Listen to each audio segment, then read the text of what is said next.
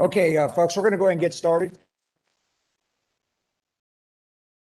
I want to welcome you all and thank the University of Kansas for setting up this facility and having such a great room and all the systems. This is truly first class. What we're going to start with is we're going to start with a prayer and a pledge of allegiance. So if you'll all rise for the prayer, and Representative Tom Sawyer will start us off with that prayer. Let's be in the attitude of prayer. Dear Heavenly Father, please bless these proceedings. We're thankful for this day that you have made, and we're thankful to be here on the campus of the University of Kansas to hear from the citizens of Kansas. We're thankful for the tour we've been on and for the great comments we've had, the great experiences we had across the state of Kansas. Dear God, please be with the citizens as they speak to us. Give them the strength and courage they need to tell us what they think and what we need to know. And dear God, please grant us safe passage as we head home after this. In your great name we pray. Amen. Amen. And you'll join me in the pledge. The flag is off to my right. I pledge allegiance to the United States to the republic which stands one nation under God, indivisible, with liberty and justice for all.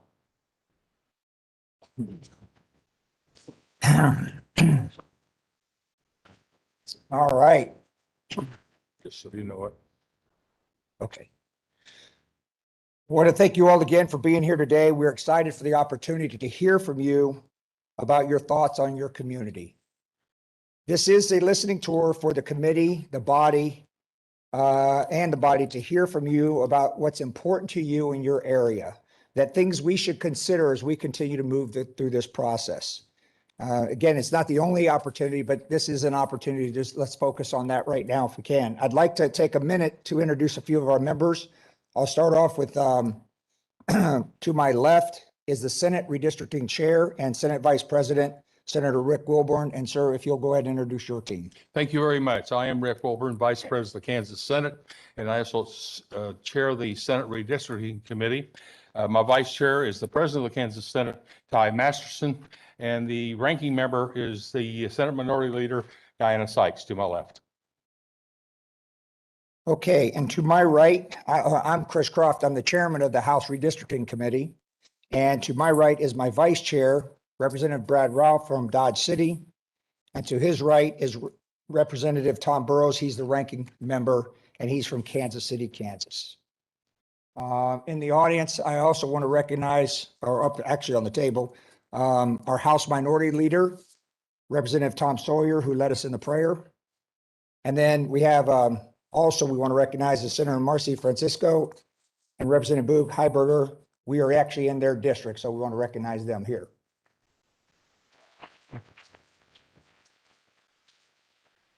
Okay.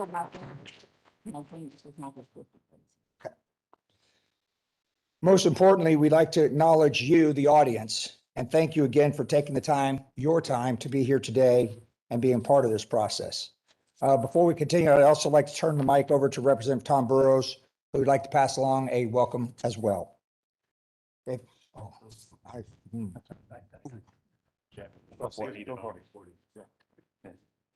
Can you hear me? Great. Thank He's you. got a great voice, right? I want to express my appreciation to all of you that have joined us here today and online. This is the 14th and final stop on this monumental tour. We have a tremendous task ahead of us, and your input is critically important. Like many of you, the committee members want a fair and transparent redistricting process. Our compressed schedule this week is just the beginning, or this is now the end of a busy week.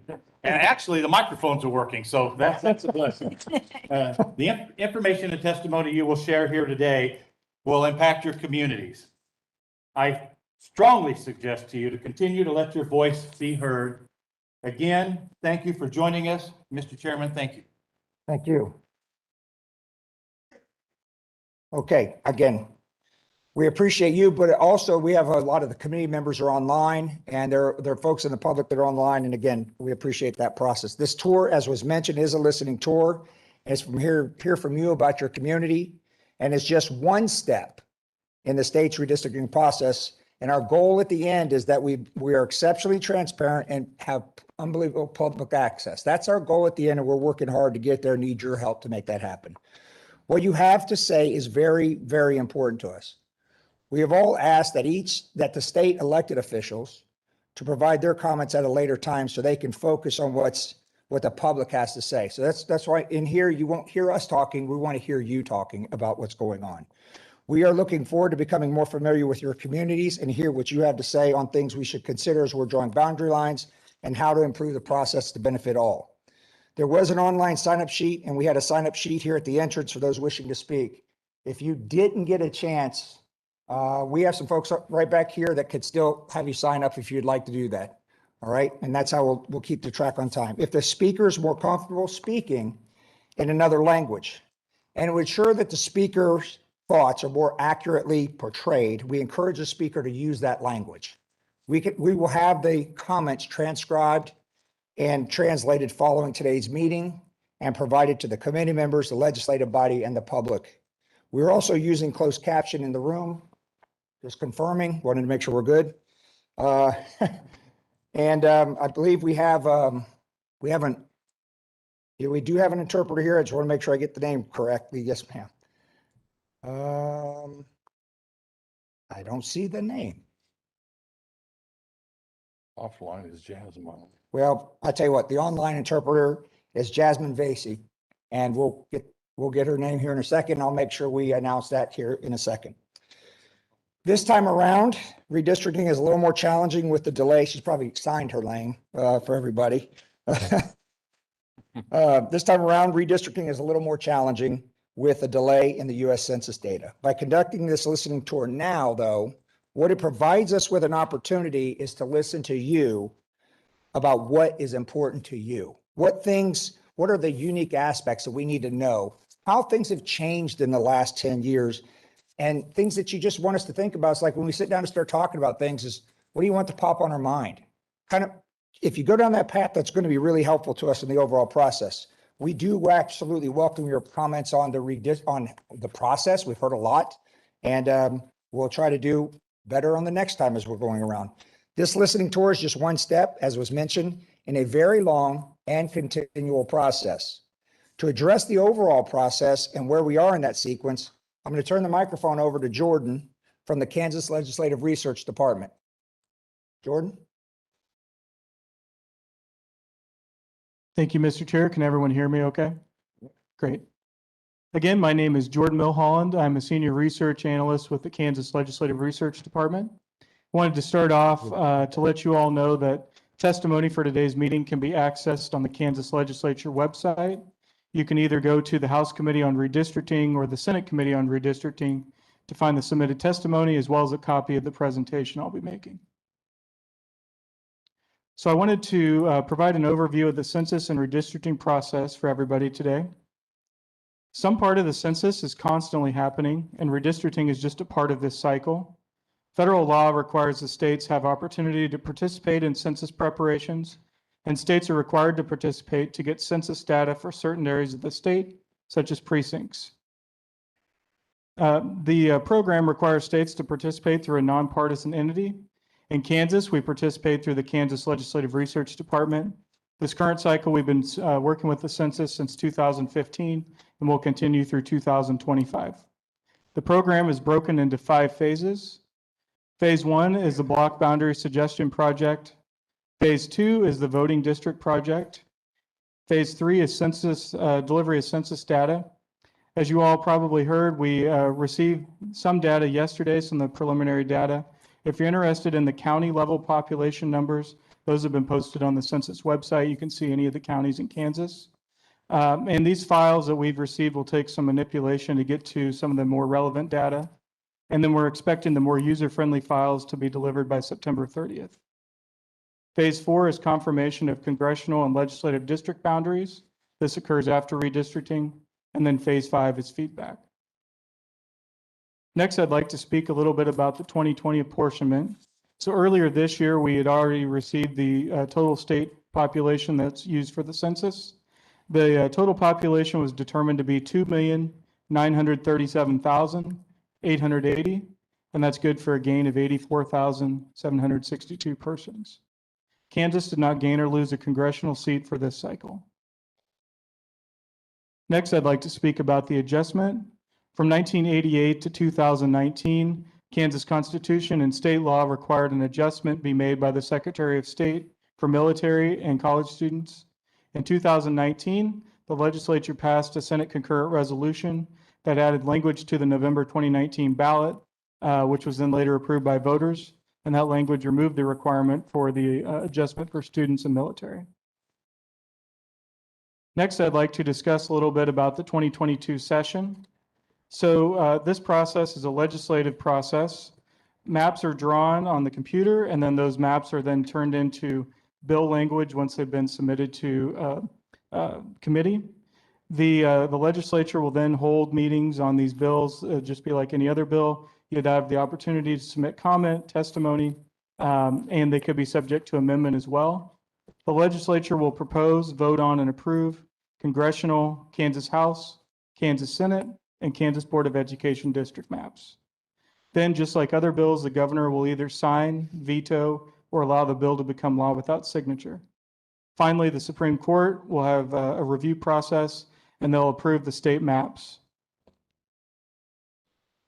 I have a little bit more information up here about the process after a bill is passed. So those bills will be published in the Register upon passage, and then the Attorney General has 15 days to petition the Supreme Court, who is to determine validity, and then the court has 30 days from the filing of that petition to enter judgment. Yeah. If the maps are valid, the process is complete until the next cycle. If the maps are invalid, the Attorney General then must repetition the court once a new map is drawn. And there's a certain timeline here that's listed. Just know that the process will repeat until the court says the maps are valid. Next, I'd like to highlight some KLRD resources that are available for you all. If you visit our website, ksledgeresearch.org, there's a redistricting tab, and you can access information on that tab.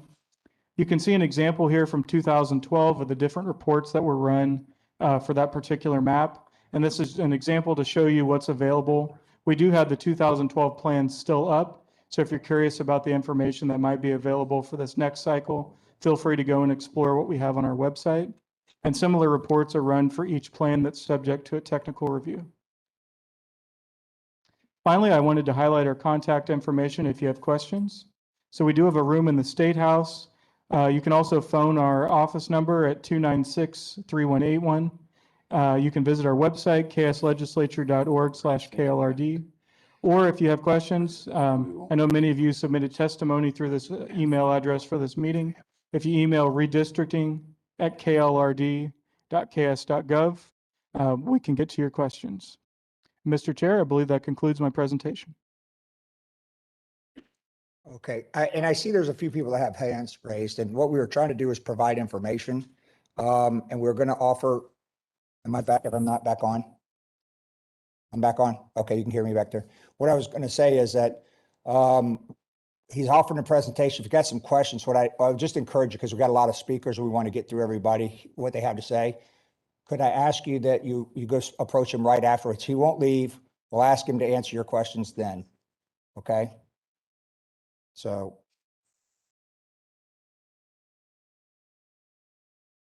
Okay. Thank you, ma'am. All right. Jordan, thank you. For those of you sitting in comments as of yesterday's, those documents are in the inbox for each of the committee members and are posted online on the legislative webpage for the redistricting committee at ksledgeresearch.org. If anyone wants to provide comments later, please send your comments to redistricting@klrd.ks.gov, or you can visit the website, or you can also mail to KLRD 300 Southwest 10th Street, room 68-W, Topeka, Kansas 66612. We've already had one piece of mail and it was actually delivered here, so that's very nice. All right, with that, the legislative website does provide instructions, so just ask that you follow those, but I also want to highlight that there is no cutoff to your comments. If you want to provide comments, send them in. If you're thinking about it 2 o'clock in the morning, send them in. Whenever you think about them, send them in. We would like, and we will read your comments. We appreciate what you have to say. The House Committee Vice Chair, to my right, Representative Brad Ralph, will maintain a timer and indicate with a card your time remaining. The Vice Chair will start when there's 2 minutes left, 1 minute, 30 seconds, and he'll continue, and then he'll end with a card that says your time's expired. Because we have so many speakers, I'd ask that you at least honor that when it comes to that card, so it just kind of times it towards you get to that point. Based off the number of people signed up, we have allocated 3 minutes to go through that process. Again, a brief reminder, we have received several comments on the process. We do appreciate your comments and welcome them. Again, 10 years, things that have changed, things that you want as special considerations as we go through. It's very important to us. With that, the first speaker we have is Jay Hudley, private citizen. Thank you, sir. And if we could get the second speaker right, it would be Charlie Crabtree. Please, sir. Welcome.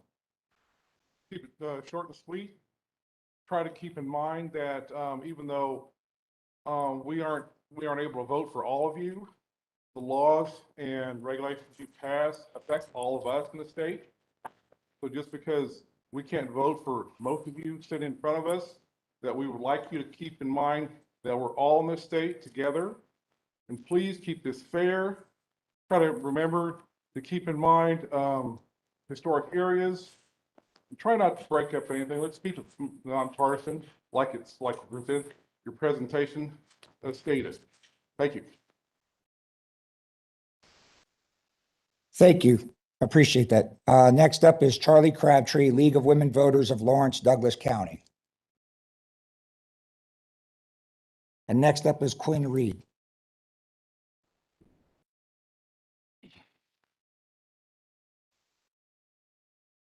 Mr. Chairman and members of the Legislative Redistricting Committee, I'm Charlie Crabtree, a board member of the League of Women Voters of Lawrence and Douglas County, and I've lived right here in Lawrence for the past 52 years. My focus is Kansas 3rd District. I agree with the 2012 federal court ruling creating Kansas legislative and congressional districts with the entirety of Wyandotte and Johnson counties staying in the 3rd District. They formed that district's core for decades, and the court concluded in O'Sullivan they should stay in that district to represent the Kansas portion of Greater Kansas City. O'Sullivan said Wyandotte County should stay in a single district so its large minority population's voting power may not be diluted, furthering state goals of creating compact and contiguous districts, maintaining county and municipal boundaries, and grouping communities of interest. Many Wyandotte and Johnson County households fall within the $25,000 to $50,000 income range and depend on jobs across county lines, leading to economic and social connections. Their population density leads to unique environmental concerns, water and air quality, transportation, and land use. This area is home to many branch campuses of post-secondary institutions, 2 public community colleges, and numerous private and post-secondary institutions.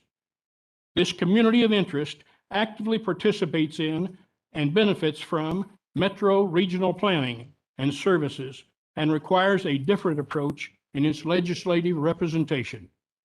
Watering down this representation by moving boundaries west or south would be huge disservice. We support accountable government, not partisan politics. Democracy is served when districts are drawn in fairness and integrity of neighborhoods, when classes of voters are not targeted for suppression, and when those in power practice the golden rule of politics. Please practice fair redistricting rather than partisan gerrymandering to redraw district lines in an attempt to unseat a sitting legislator or to disenfranchise a particular voting segment or district.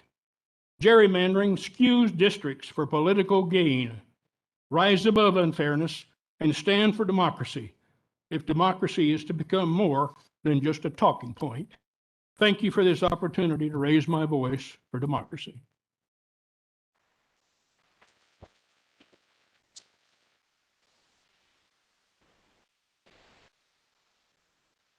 Thank you.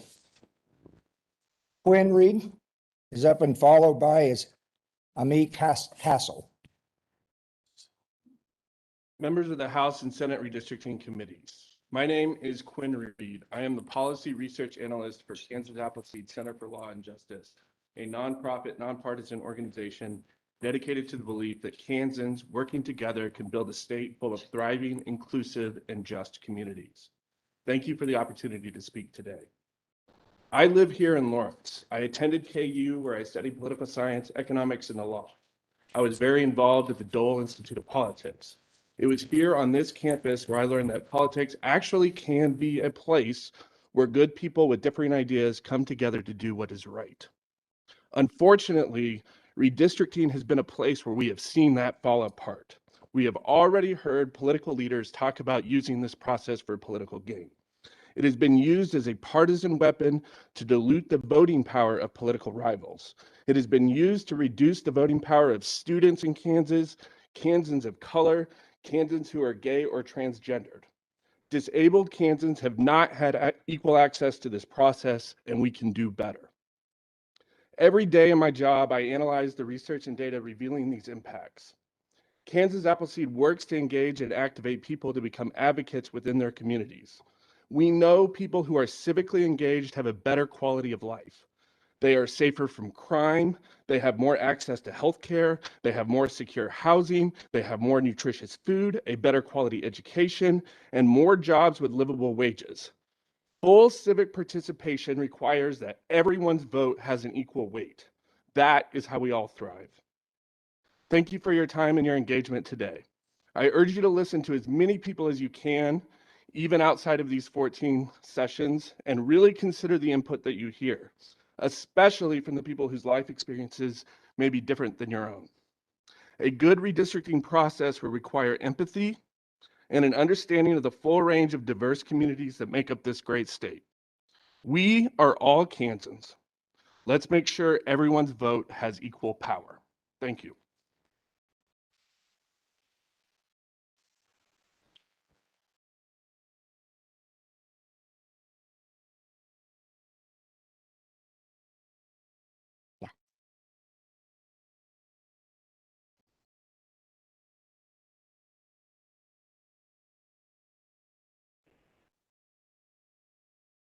Please. Good afternoon. My name is Amy Castle, and I'm a proponent for fair and transparent redistricting. I would first like to thank the committee for holding public town halls on the issue of redistricting in Kansas. With that said, I would like to point out some of the problematic issues with these town halls. Foremost, we shouldn't even be here today. The redistricting committee should fully utilize and consider the 2020 census data, the initial results of which were released only 2 days ago. The data showed significant population increases among people who identify as multiracial, Hispanic, and Asian. In other words, we've become more diverse, and redistricting should fairly reflect that diversity. I am utterly perplexed how the committee intends to equitably draw our district lines without appropriate time to review pertinent and important information about our state's changing population. Moreover, by September 30th, the Census Bureau will release data to state officials, that's you, that includes a toolkit of DVDs and flash drives to help you analyze the census data. I urge the committee to postpone consideration of redistricting until the Census Bureau has released all data related to the 2020 census. In fairly redistricting, the committee should strive to avoid redistricting that has the purpose or effect of diluting minority voting strength. The committee should also recognize communities of interest and ensure that the new districts are easily identifiable and understandable to voters. The committee can't accomplish these goals without carefully, meticulously, and meaningfully analyzing the underlying data from the Census Bureau. In addition to lacking relevant data, the committee announced these town halls with very little notice and scheduled the hearings during the workday when a lot of people can't even attend. And 1 hour and 15 minutes hardly seems enough time to fully hear and consider testimony from your constituents on redistricting. My hope is that the committee realizes the unnecessary haste with which it has acted. Redistricting is not a race, and no one gets a prize for crossing the finish line first. Rather, redistricting profoundly affects the political power of every Kansan, and the process should be fair, transparent, and methodical. The committee should alter course by waiting for the Census Bureau to release all its data and then commit to holding additional town halls, giving ample notice, giving plenty of time for testimony, and scheduling the town halls at a time other than the workday so more people can attend. Thank you for hearing my testimony.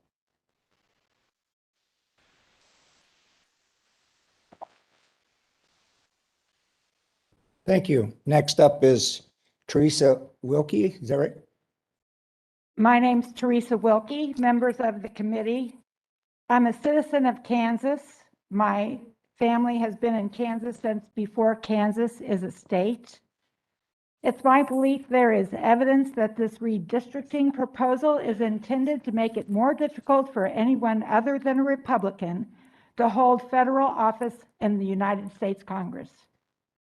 Further, public input has been discouraged by the short period of time and limited hours offered Kansas citizens to give testimony.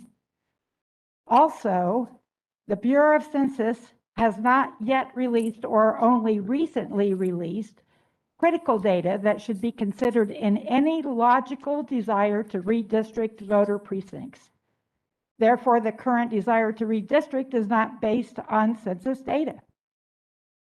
Therefore, I believe the motivation for this redistricting proposal is a clear attempt to gerrymander or establish an unfair political advantage for a particular party by manipulating the boundaries of electoral districts. And I thank you very much.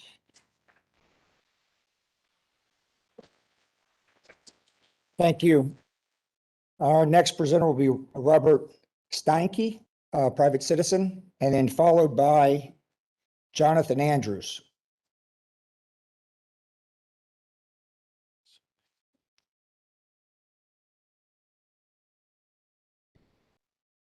Can everyone hear me? Okay. I am disappointed at the process you have chosen to work redistricting in the state of Kansas for the upcoming election cycle in 2022 and going forward. I moved to Topeka this year from Wisconsin, and I remember the cloak and dagger operation that Republicans subjected Wisconsinites to a decade ago, and it looks the same is happening here. An incredibly rushed procedure to help add cover to a secretive and strictly partisan process. The goal was obvious and ultimately successful: to rig the maps in favor of Republican politicians running for office during the next decade. Ultimately, districts that were originally created with community boundaries in mind were split up and no longer competitive. I see that process happening right here in Kansas. Fair maps should be a no-brainer not only to Democrats and independents, but to Republicans as well, as it stands to reason that one day the script could be flipped and you are the party in the minority.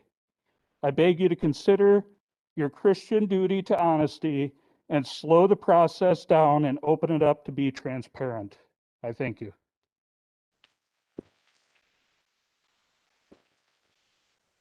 Thank you. Next is Jonathan Andrews, private citizen.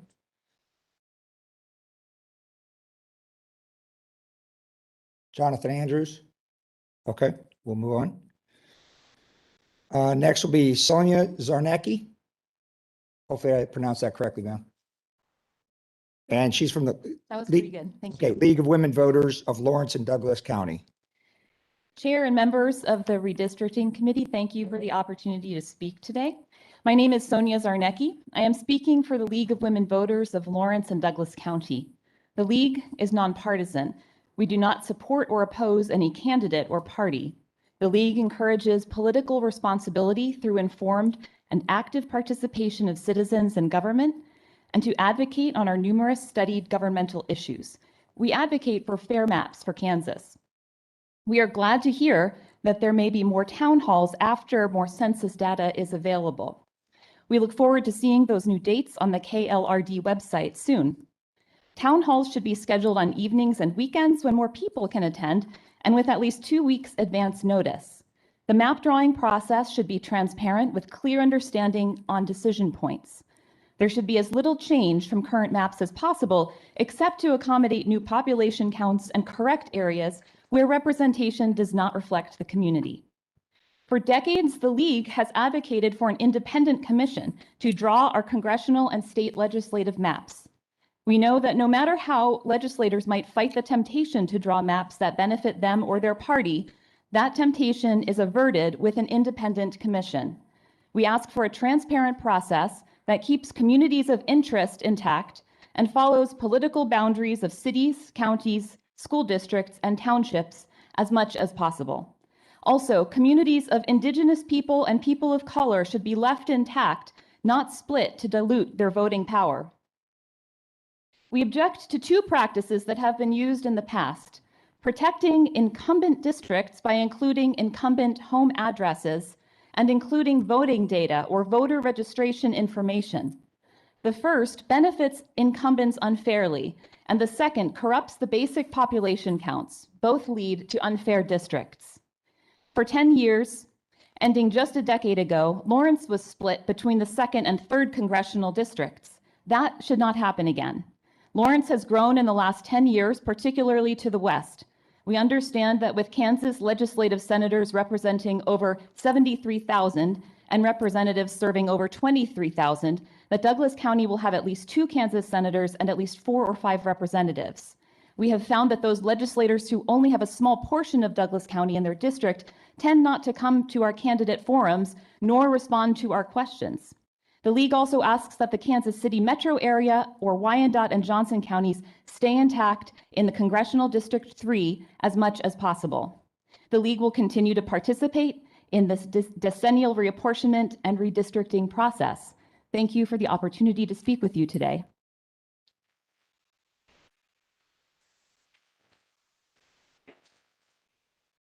Thank you very much. Next is Pam Ensley, private citizen, followed by Patricia Weiler.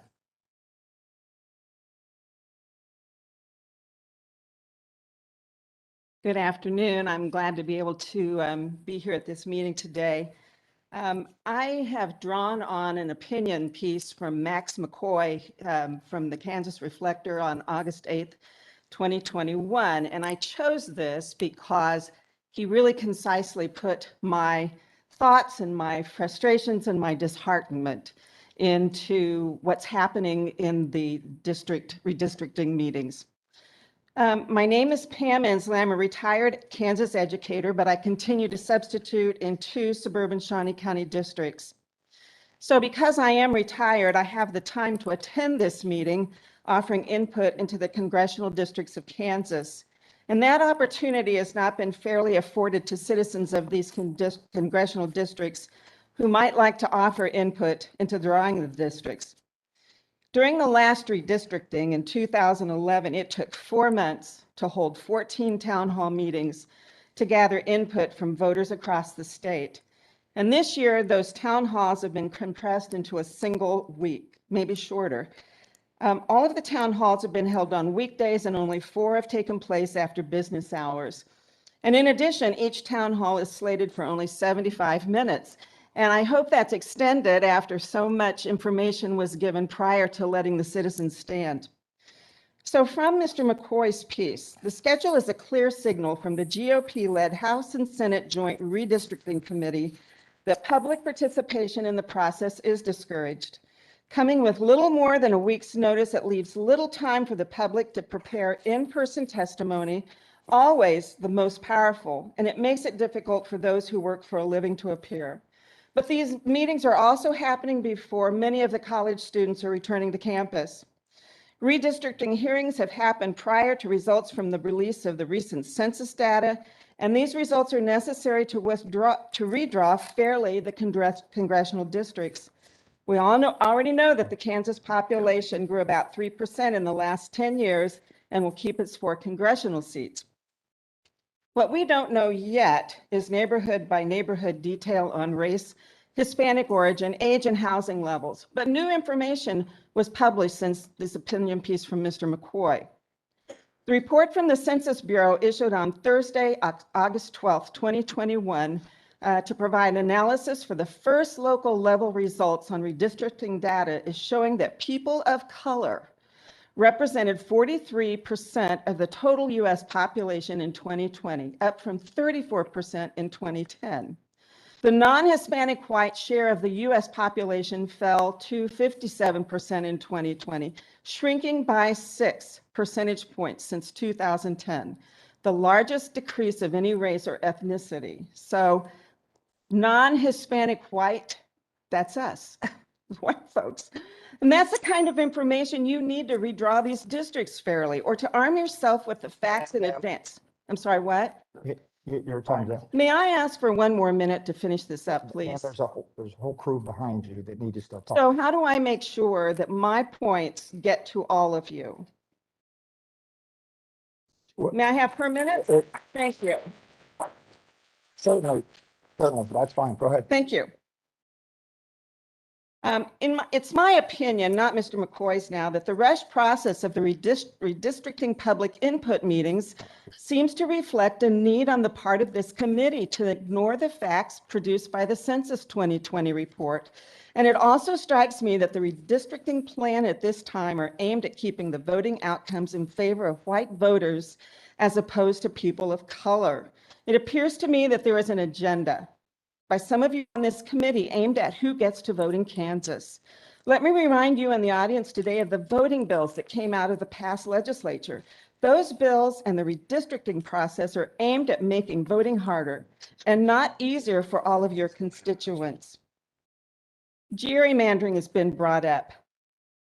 Susan Wagle, a Wichita Republican, former Senate president, said the part you're not supposed to hear out loud at a September 2020 meeting of the Pachyderm Club, that redistricting would be an opportunity to unseat U.S. Rep. Sharice Davids by gerrymandering. So the two come, I learned something about gerrymandering. Packing is when officials concentrate one voting group together. You know, Okay. Thank Yes, you. sir. That's fine. What's your name, sir? Yes, sir. Thank you. gerrymandering under packing is when officials concentrate one voting group together to reduce their voting power in other districts. And cracked gerrymandering is diluting a group's voting power across many districts. These strategies make races uncontested or less competitive, giving one group an unfair advantage. In the 2020 general election, there were 58 uncontested races in the Kansas House, Senate, and State Board of Education. The League of Women Voters is advocating for an independent, nonpartisan commission to draw fair district maps. Back again from Mr. McCoy, democracy is best served when districts are drawn with respect for fairness and the integrity of neighborhoods, when classes of voters are not targeted for suppression, and when those in practice power the golden rule of politics, remembering that someday, maybe in Kansas, there might be a true democracy. I urge you to remember that the true purpose of congressional districts is to allow as many people as possible to let the opportunity to let our voices be heard as voters during the voting process. And I thank you for the audience members who gave me your minutes, and I thank you for the time to talk. Fair enough.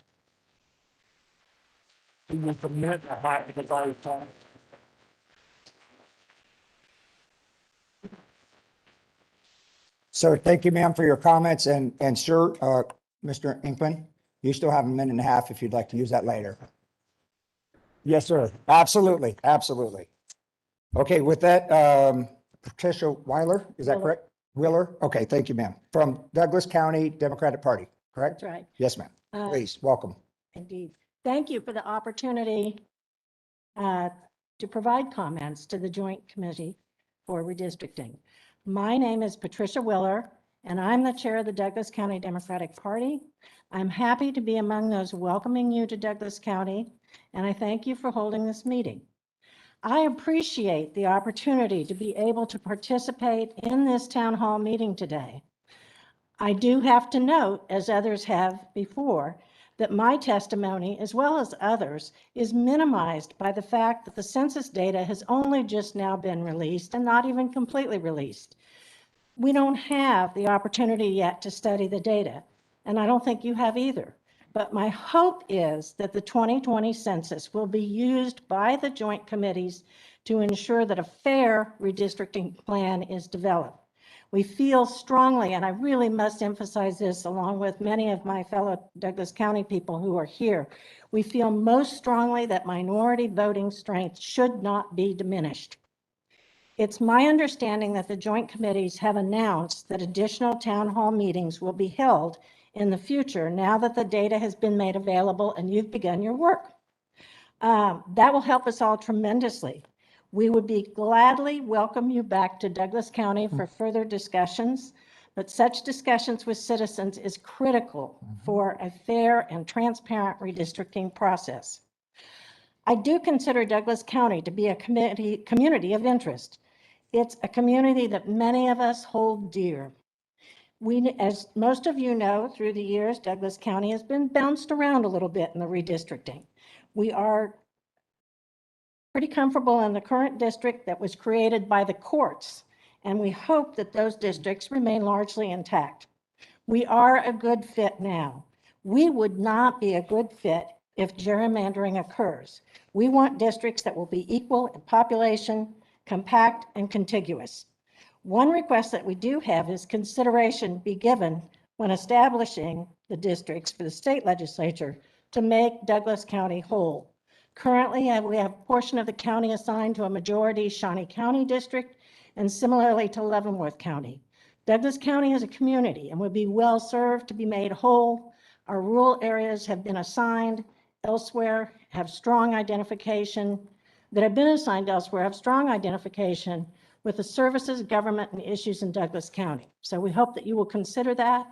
Finally, another request we have is that the guidelines and criteria for redistricting be made available to the public. Are you following the guidelines previously established for the last census, or will new guidelines be adopted? In either event, that information should be clear to the public, and I don't think it is yet. Thank you. Your work is important. We appreciate the opportunity to speak, and we thank you for what we trust will be your fair and transparent deliberation. Thank you.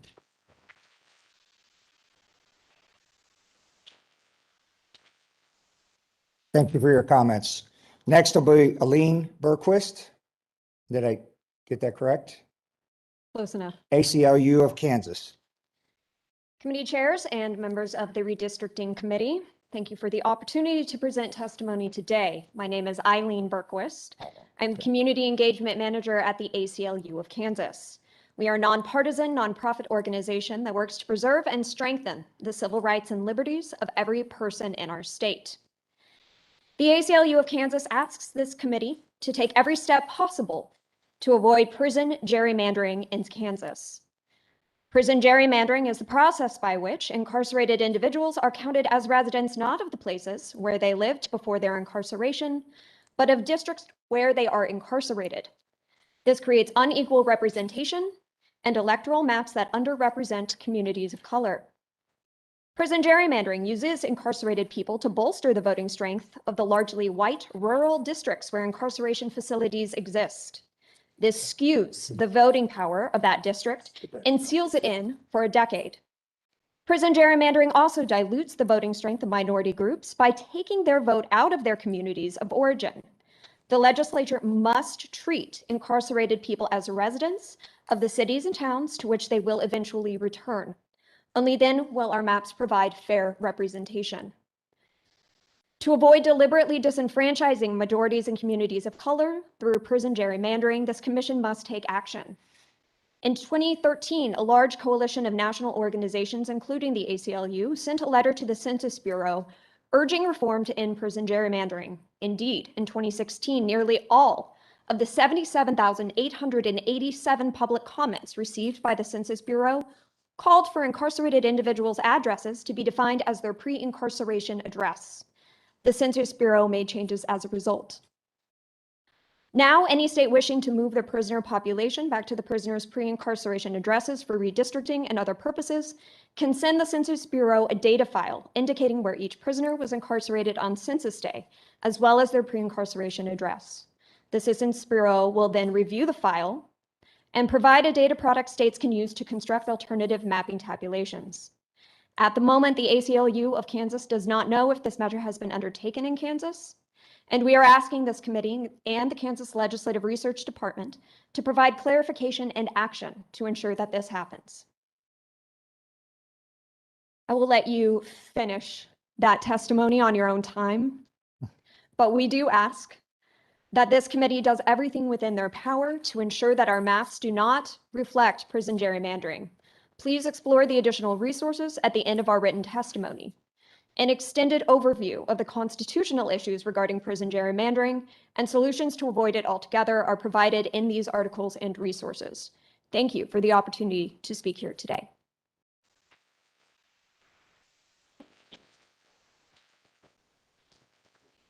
Thank you. The next up is Jamie Shu, followed by Ryan Reza.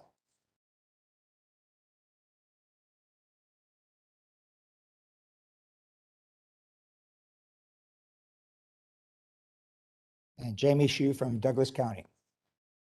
Welcome. Thank you to members of the committee and for coming to Douglas County. My name is Jamie Shu. I'm the county clerk, and I've served as the county clerk since 2005. So I went through the last redistricting. My testimony kind of reflects a little bit on the nuts and bolts. So the first part of what I talked about is your timing. I know you didn't draw the maps in 2012, but we received the maps a couple days before the filing, and that put quite a bit of stress on those of us that run elections. We have to get ballots out 45 days prior to any election, and we had about a week and a half in order to create ballots. And when, especially in Douglas County, we didn't just move precincts, we moved streets and houses. It took a long time for our staff to kind of decide where people are going to vote and where their ballot goes. And when my favorite is in the southern part of the county where they used a large utility line as the deciding factor on a house district, we had to go to aerial maps to figure out if your house on your farm stood to the north of the line or the south of the line and what ballot you get. And that took time, and that was pretty stressful because I lay awake at night worrying that people get the wrong ballot. So that kind of leads to whatever changes you make, if you can keep precincts whole, that is vital for all of us. I give you a map on the back of my testimony, which is Willow Springs Township. Willow Springs Township has about 1,100 voters. They did in 2012 have one House member and one Senate member.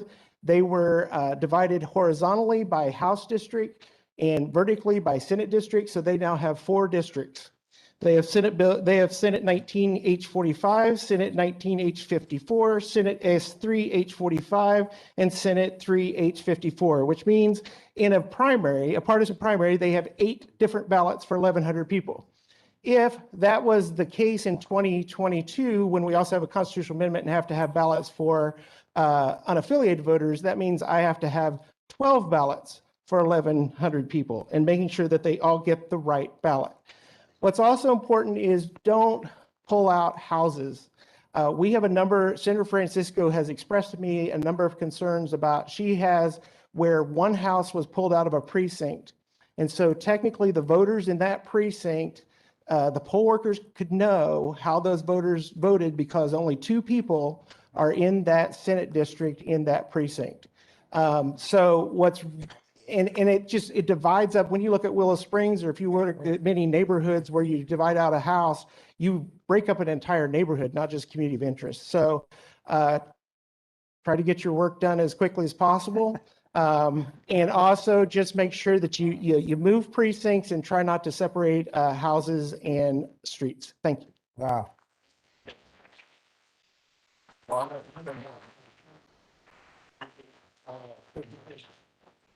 Jamie, thanks a lot. That was really good. We appreciate that. Next up is Ryan Reza. I hope I got that right. And private citizen, and following will be Carol Williamson. I'm gonna be Please, pretty, welcome. I'm gonna be pretty honest. It's pretty hard to follow Yeah. Jamie Shu, but I'll give my best. Hello, members of the committee. My name is Ryan Reza. I'm a senior here at the University of Kansas, originally from Topeka, and I've lived in Lawrence the last 4 years.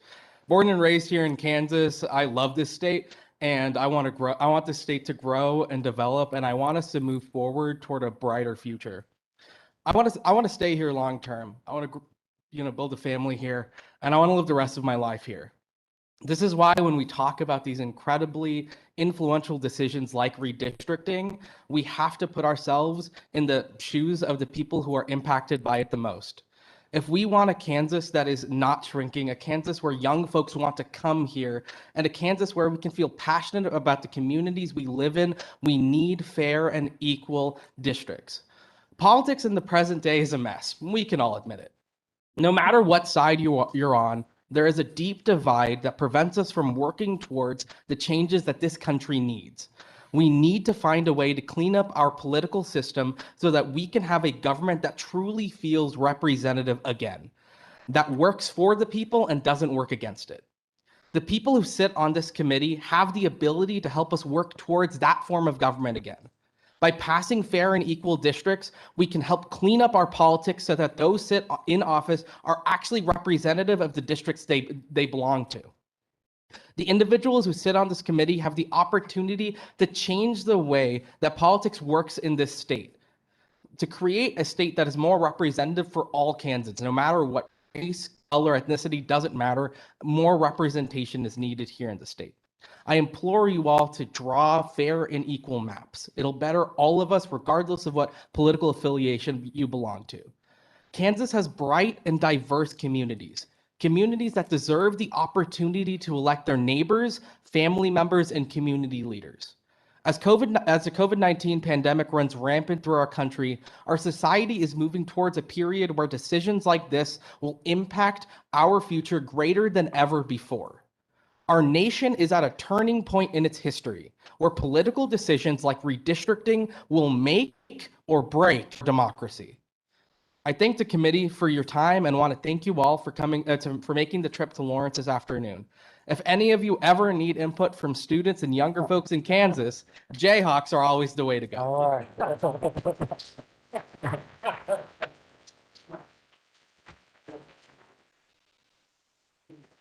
Ryan, thank you. Appreciate that.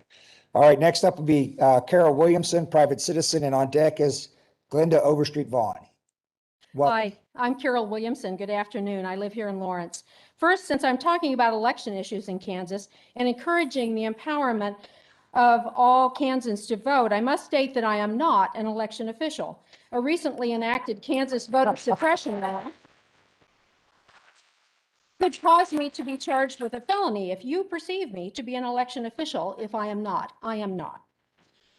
I love state and local government because it has the ability to deliver the freedoms of our country in a way that best serves the lives of the people where they live.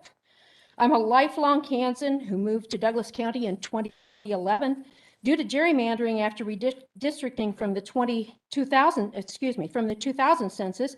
Douglas County was split into 2 congressional districts in 2011 when I moved here. It was split by partisan Republican legislators in order to neutralize Lawrence's diverse voting power. I'm a savvy voter, and Douglas County Election Office is an outstanding voter information and engagement program, as you saw from Jamie Shu. But it was still confusing and frankly disenfranchising that our city, county, my friends and colleagues were not united in our legislative and state board of education districts.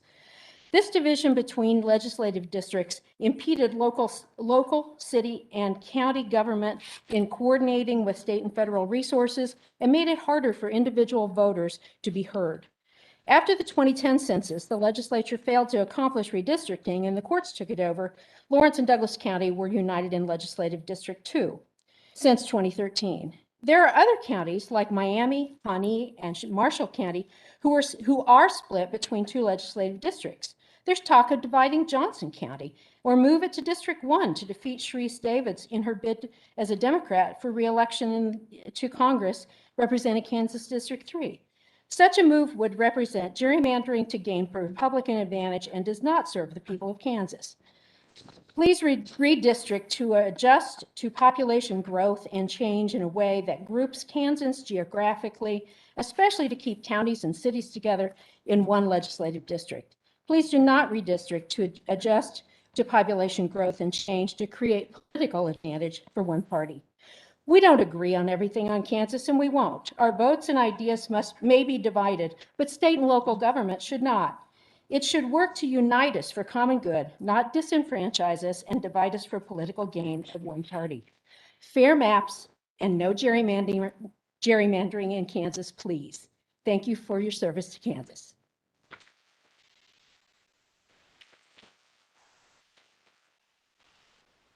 Thank you. Next up is Glenda Overstreet Vaughn, private citizen, and on deck is Cal Wiebe. Is Glenda here? Okay. We'll move to next, Cal Wiebe, sir. Private citizen, oh no, I'm sorry, LFK, Douglas County, right? Inside joke, I'm an LFK resident. Okay, all right, all right, all right. And I'm sure I mispronounced your name, so if you please get me right. He's fine. Okay, great. Thank you. Welcome. In Dutch, it would be Viva, but that's hundreds of years ago. Okay. I'm a retired attorney, and I've listened to all the stuff, and lots of it is really good. And I'm thinking, what can I ask for that are one or two good pieces that everybody ought to say, yeah, let's do it that way. Here's the first thought. And maybe there's a process or procedure and I don't know about it. But all of you committee members and chairs, assistant chairs, you represent a district and you get elected. But it's really special to you to get a good district. I worked for the post office 2 summers. It was a great job, except for the occasional dog and thunderstorm. The best route of all was I live on the route. Okay. You guys live on your routes. How do you ensure? What's your process? Does everybody know what the process is and agree to follow it? That you give non-incumbents a fair shot. Damn, that's hard to do. You need to come up with a way. It needs to be in writing. And somehow everybody needs to affirm it. I'd like to say swear an oath, but maybe that's going too far. But it seems to me on a broader basis, a mission statement as to the whole process would be good. Now, when you're sworn in to serve as a legislature, you take an oath of office or you give your solemn affirmation that you're going to uphold the Constitution. This districting work is much more specific than upholding the Constitution. The Constitution, for instance, the 14th Amendment, 5th section, is important, but you need a recipe, if you will. I cook and eat. You need a mission statement, a recipe that lets you measure what you are doing. And that recipe, that mission statement, needs to be given to the public before you start work. I'm not saying you can do it Monday morning, but maybe Wednesday afternoon of next week, you know? And the same for your own districts. Thank you very much.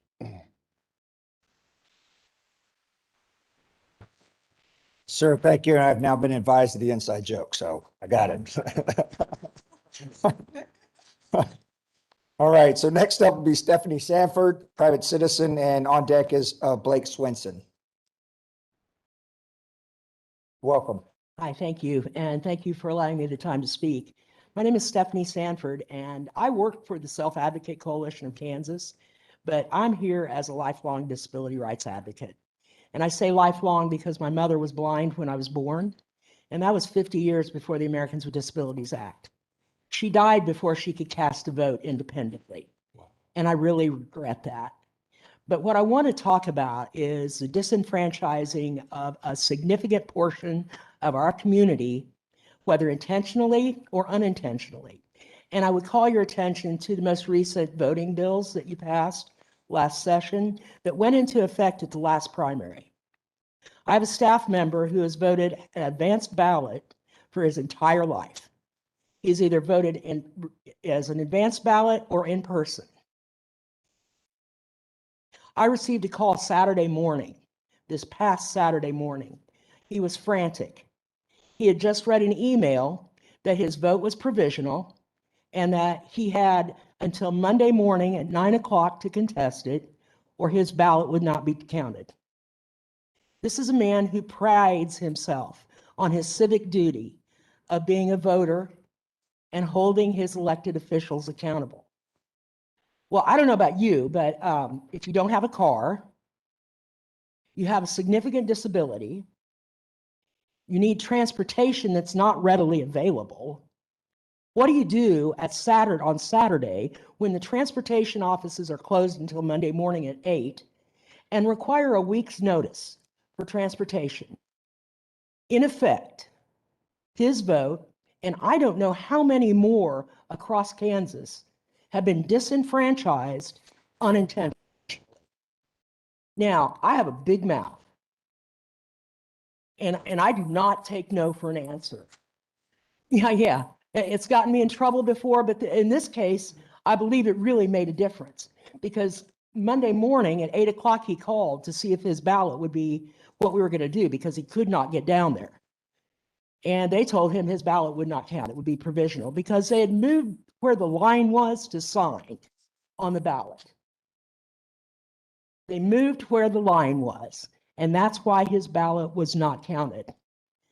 He hung up, frustrated, called me, and of course, I didn't take no for an answer. And I used the two simple words that I hope will run some fear into some folks. Reasonable accommodation. How are you going to reasonably accommodate for someone who cannot physically make it to the place on time? That's an unintended consequence of just one primary election. I would ask that you take this very seriously because no matter what your districting decisions are, no matter what your voting rules and legislation is, the unintended consequence for 25% of Kansans with disabilities, is to be disenfranchised. And our voice should be heard because unlike any other minority, you can all join us in a heartbeat or in a blink of an eye. Thank you.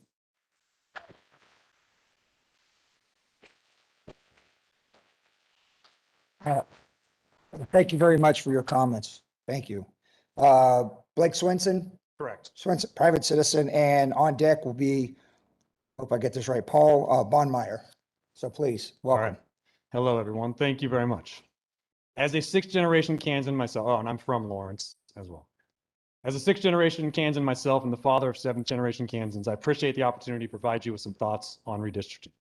First, I would like to echo the previous comments about fairness and consistency in the redistricting process. Our current composition is one of the most fair in the country and lacks the horrors of gerrymandering we all know. I'm a teacher here at Free State High School. I teach government class, and one of the things we talk about is redistricting. And I would recommend that everyone play the game, redistrictinggame.org, and learn about how hard this process is. It effectively demonstrates the challenge of redistricting, whether political bias, racial bias, or even just equal population size. Second, I would like to bring attention to a long absent part of the constitutional process for redistricting. In addition to fitting districts due to population changes over a decade, the U.S. House of Representatives was also supposed to add new membership and did so for the first 120 years. Currently, we are using the census numbers from 1910 to arrive at 435 members for the House of Representatives. This was due to members of the Prohibition Caucus who did not add to the size of the House with the 1920 census, and then in 1929 passed the Permanent Apportionment Act, which stopped the ability to expand representation to the House to try to protect prohibition, which did not work. This is the reason that Kansas lost congressional seat with the 92 redistricting process, even though the state of Kansas had increased in population. As a result of the Permanent Apportionment Act, Kansas actually lost representative and electoral college power. A repeal of the Permanent Apportionment Act would reduce the average number of citizens within a district from its future average of 760,000, with our 2020 population of 331.4 million, while in 1910 there would have been an average of 212,000 per district with a population of only 92.4 million. A smaller number of constituents per district would provide for more equal and better representation. In addition, an increase in the number of seats would also help alleviate many of the electoral college population imbalances that exist between some states. Now, clearly developing a new plan for how to address the constitutional responsibility will take time and debate, but I believe that this would be a step in the right direction for strengthening our democratic values and institutions. I urge the state legislature to be the first in the country to advocate for the U.S. Congress to overturn the Permanent Apportionment Act and return one of the key aspects of constitutional popular sovereignty back to the redistricting process. Thank you for your time and consideration.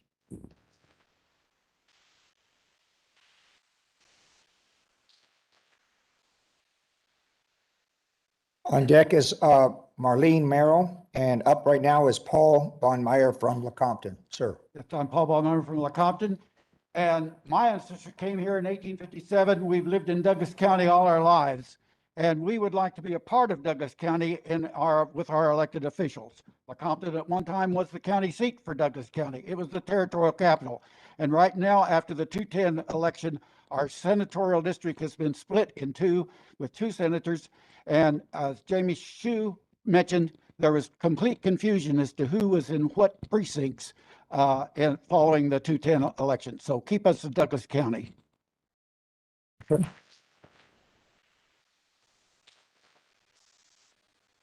Okay, on deck is Renee Slinkard, and up is Marlene Merrill. Merrill. Okay, Thank private you for- citizen. Thank you, ma'am. Thank you for Welcome. the opportunity to speak.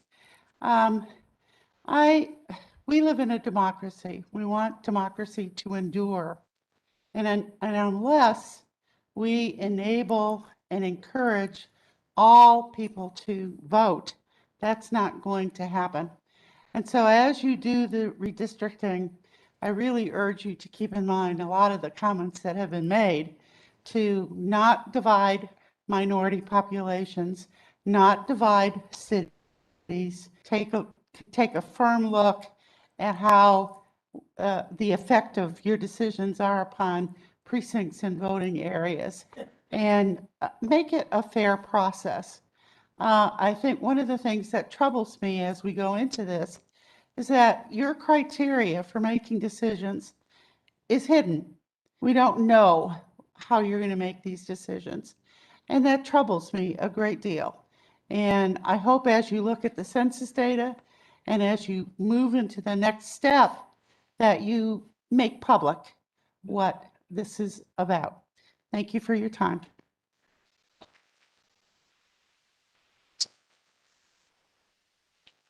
Thank you very much. On deck is Marilyn Brune, and next up, though, is Renee Slinkard, private citizen. And if I pronounced it wrong, please correct me.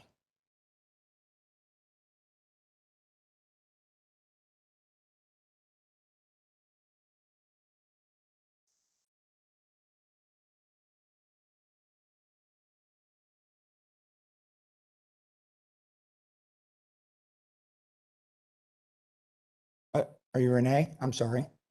Okay, all right, my fault. Then I guess next up is Marilyn Brune.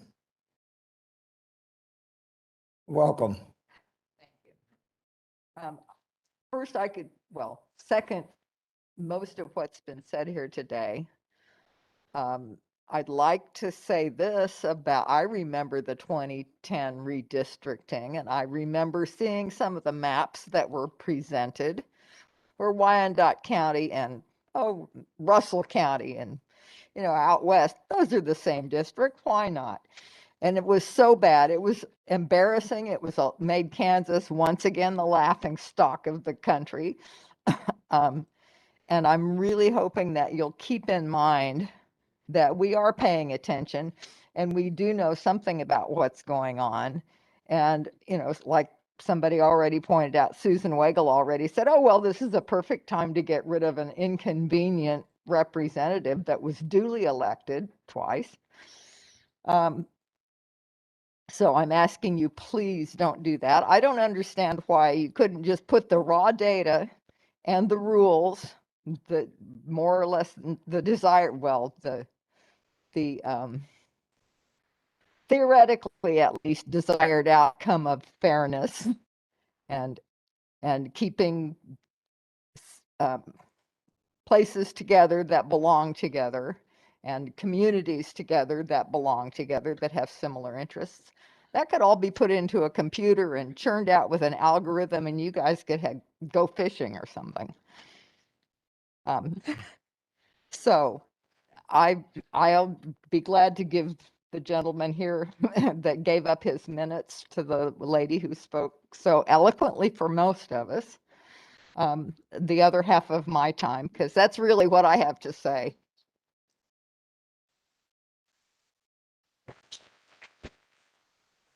Fair enough, fair enough. And I want to make 2 points is I failed to mention that Marilyn is from a Democrat precinct committee person.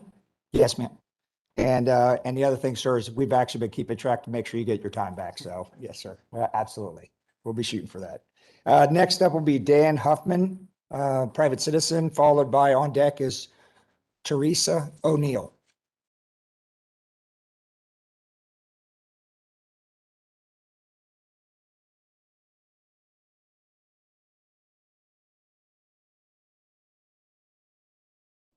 Thank you for the opportunity to address you about this important decision. I consider myself a bit of a confused voter because I'm currently registered as a Republican. I've been an independent and I lean Democratic. And sometimes it drives me crazy. And probably was part of the craziness that made me put my name down. But I do believe for my children and grandchildren that this process matters greatly. And it's easy to lose sight of that. And the thing that I think makes me lose sight of that I want your help with in this redistricting and in your general citizenship representing us, is polarizing decisions. I've become much more polarized in my thinking than I thought possible. I used to pride myself, and I forget the gentleman or woman who said it, that the sign of a first-rate mind is the ability to hold two opposing views and still function. I thought that I was capable of doing that in most situations. But I found it harder and harder to do that. And I think the reason for that is I've lost trust. I've lost trust in some of those parties that I've mentioned. But a fellow named H.L. Mencken said, for every complex problem, and I appreciate the advice that's been given, I think this is a complex problem. There's a simple solution, and it's always wrong. So those who expect you guys to be able to take all of this input and come up with a snap decision that's right may be wrong. I think it's a complex issue. But I'd suggest one of the guiding principles in how you approach this is it polarizing this state and its citizenry or not? And if it is, you're just reinforcing my ignorance, but you're not making me a better citizen. So I'd ask for your help, and I mean that sincerely. I need your help because I've become polarized in my thinking. Thank you.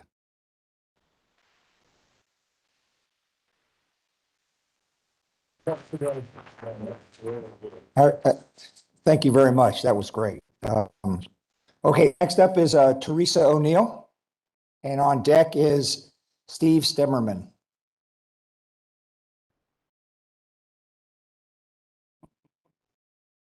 Okay, all right, we'll move to the next then.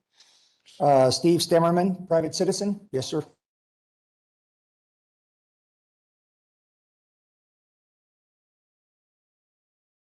Welcome. Glad to be here. Can I ask a question? Is that okay? Anybody can answer. Can you hear me better now? We can hear you. Okay. Am I allowed to ask a question? Well, sir, I mean, listening to it, we'd rather just talk to us and tell us what you want us to hear. Okay. Yeah. Are you in charge of redistricting all the way down the ballot or just US congressional districts? And So, state. yeah. Say again? State. Yeah, all right. I thought he said something. So state and federal. Okay, so. And by the way, and school board, right? School board's part of that, right? But that's a state school board. Okay, thank you. What I would ask is that, well, the last redistricting, at least for the US congressional districts, was done by the courts. The legislature couldn't come to a head on an agreement. And what they came up with is routinely accepted as fair. Now, so my next question is, do you need to make any changes? Are you required to make any changes, or is that just an option? Can you stick with the current? So it's all driven by the population data and we go from Okay, there, but, right? but is that an option, is sticking with the current districts? No. So you have to make some changes. Yeah. Okay, so then my next thing I would like to ask, which you're probably not going to appreciate, but I'm not. I would really like to encourage an independent commission. Okay. Okay, because legislatures just can't do that without a political agenda. It can't be done. It needs to be done by an independent commission. And I would very much encourage you to do that. Thank you. Okay. All right. Thank you, sir.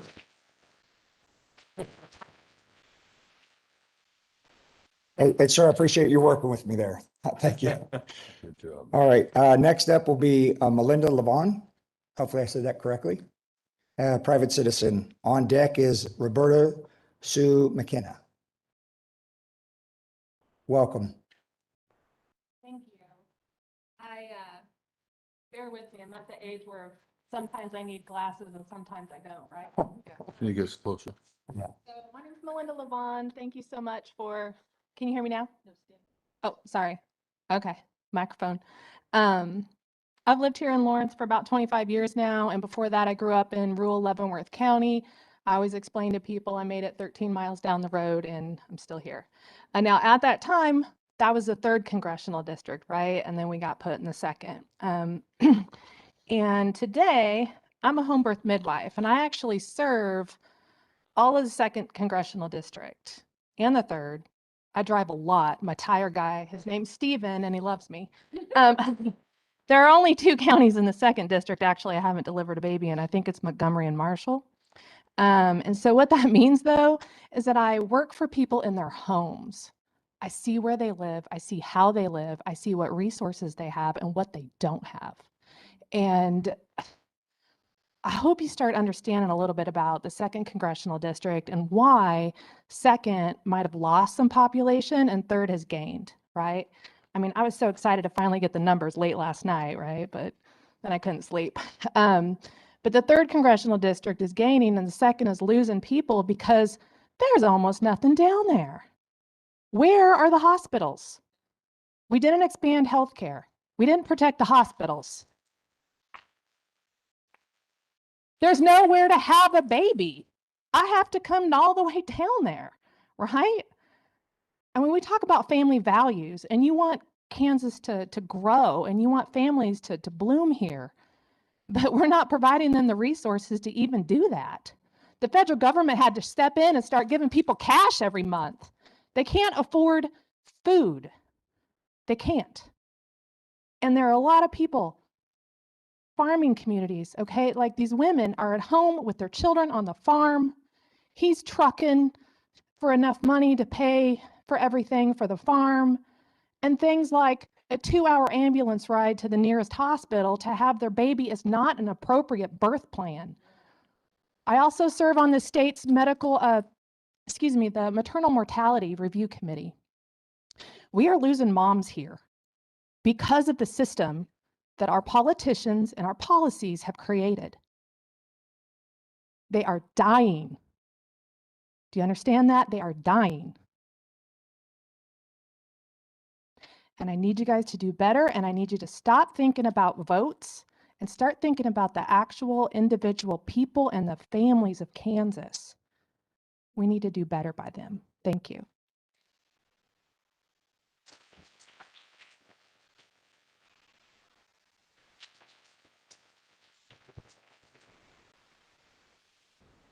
Thank you for your comments. Roberta, please go ahead. Private citizen. I am a private citizen. I did not grow up in Kansas. I moved here as an adult from Louisiana. And it was like a breath of fresh air.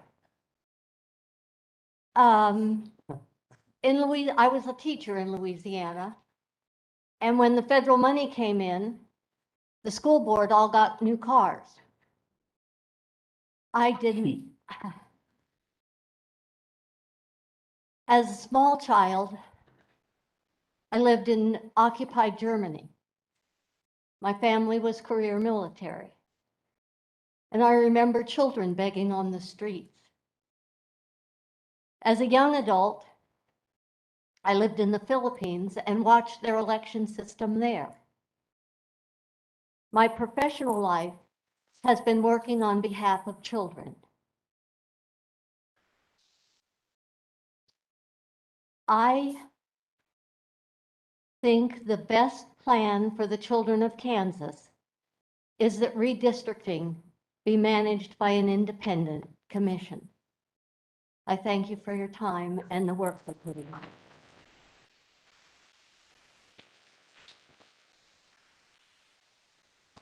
Thank you. Greg, I guess you know you're up. 30 minutes, right? Well, I was going to go the other direction and figured you could figure that out. Didn't All want to right, say sir. it. Yes, sir. Um, Welcome. Thank you. Thank you, all of you, for your work. As a German descendant, I have strongly held views, and sometimes it's hard for me to see another person's position. In this area, I've heard what people speak today, and actually it has given me pause for thought about how hard I work for the democratic process. If we want to have fair and equal representation, then the people who decide how that should be done, just as a matter of course, should not be on the committee that does that. It should be an independent commission. I don't know how this happened. All I know is what I've heard today and what I've seen in the past. And I appreciate the fact that you noted my 3 minutes and that you all say that you want to listen to the people of Kansas. And I hope this makes some type of an impact. My hope is tempered by the fact that most Kansans want the expansion of Medicare, and yet here we are. Thank you very much. Oh.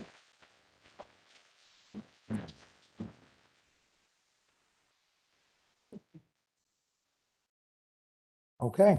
Well, thank you, sir. Thank you for your comments, and thank you to everybody for all your comments. So you know, we also had, and that does conclude all the ones that have signed up.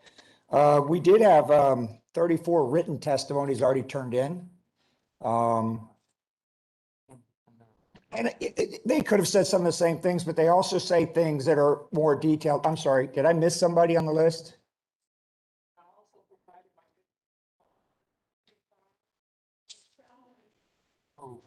Oh, wait. Okay, ma'am. Well, actually, you are on the list. I called it, and I guess we just missed it. Please, the floor is yours. Thank you for. Thank you. I apologize. I worked during the day. And so, I was trying to get here when I heard my name being called. Oh, okay. All right, great. But I want to thank you all for allowing us to be here to provide comment. I am a private resident of Kansas, and I've been so for all of my life. I am from Topeka. I was born in Wichita, but I also represent a number of community organizations. But I thought it was very important to come here, and I'm glad to hear that there are a lot who have indicated a request for an independent commission. I too stand as a proponent of an independent commission. In just looking at just some of the media that came out in the last couple of days about the census, with respect to the census being taken, and there were a number of, there was an increase in the minority population that was recognized.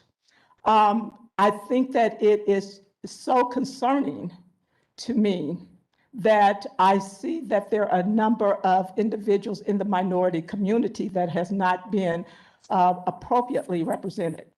And so I look at an example. Just recently, we had a number of restrictions on the voting rights. And so there are a number of you that sit at this table that were very instrumental in pushing forth those restricted voting rights. So that concerns me greatly about the ability for you to be impartial in looking at some of the things that we need to have done with respect to redistricting. So that being said, I kind of look at what Maya Angelou said, and she said, when someone shows you who they are, believe them. And so I just wanted to be able to come here and be able to voice that and say that I hope that you have the professionalism within you to be able to delegate that responsibility to a more neutral, more independent body so that we can, as Kansas citizens, all feel that we've been impartially represented. So thank you.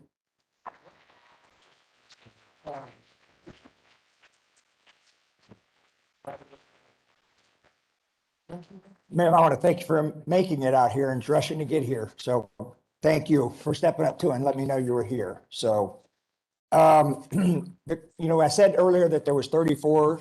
A lot of the comments were included here. There's actually a lot more that's there, and there's other things. And that's actually what we want to make sure we go through this process. What we asked you for today, you've given us in spades, and we appreciate that. We love what you've been doing there, giving us the comments that you're giving us.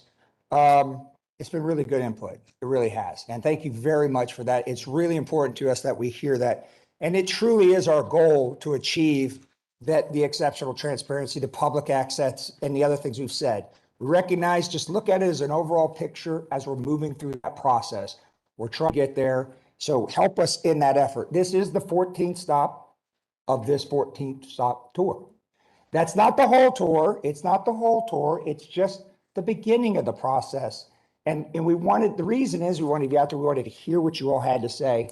And it's been really good. And that's where we're not focused on all the other stuff. We're focused on what's important to you. And that's been, and this tour is not the only time put. We will strongly, and I will get to your comment, we will strongly emphasize that we want your input. We're working through what we're going to officially do between now and when we go back to session. We've got to get it all planned. Want to make sure we announce it right and do the things we're going to do so that everybody has a chance. We just wanted to announce that we're going to do this so we could hear from you and then move to the next stop. Now, also remember, once we do go back to session, once we start going in the process of drawing maps and going things, there'll be hearings that are done.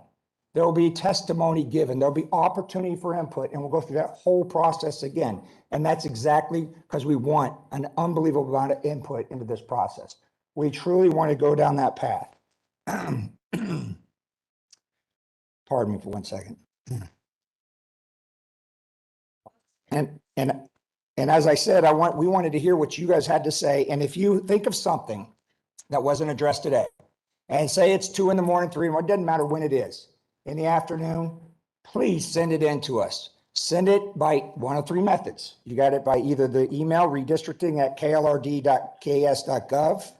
You've got the website, which is ksledgeresearch.org. .org. Make sure I get that right. And then the last one is by mail, which is KLRD, 300 Southwest 10th Street, room 68W, Topeka, Kansas 66612. And we've already received some mail. Actually, we got a piece of mail right here. It was great. I want to thank you again to the University of Kansas for this facility. And by the way, love the microphones. It didn't have a problem. Thank you guys very much. Yay. Because we've had problems at every stop on the email, on the megaphones. Hey, listen, thank you again to you guys, the audience, the committee. And like I said, but here, if you'll just bear with me for 1 second. So this whole process, didn't happen just because, right? And it's like, as you look at it, it's like, I like to reference like a duck on the water. The duck on top of the water looks very calm, but there's a lot of the feet under the water pedaling really hard to make the duck move. And that's what's happening here. You see right up here is above that, but these guys over here, our research department, they did an outstanding job setting all this up. Yeah.